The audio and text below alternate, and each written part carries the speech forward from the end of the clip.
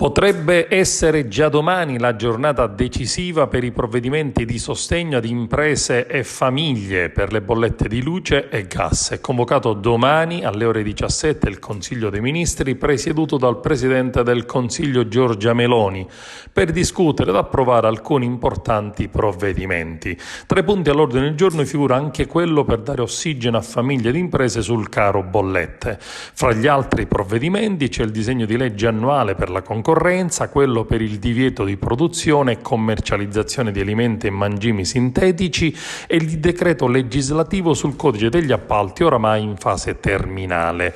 Secondo quando si apprende, il decreto bolletta atteso in Consiglio dei Ministri dovrebbe contenere anche misure sul payback per dispositivi medici. La scadenza per le aziende del settore biomedicale per saldare il pregresso, circa 2,2 miliardi, è stata fissata al 30 aprile con il decreto milleproroghe.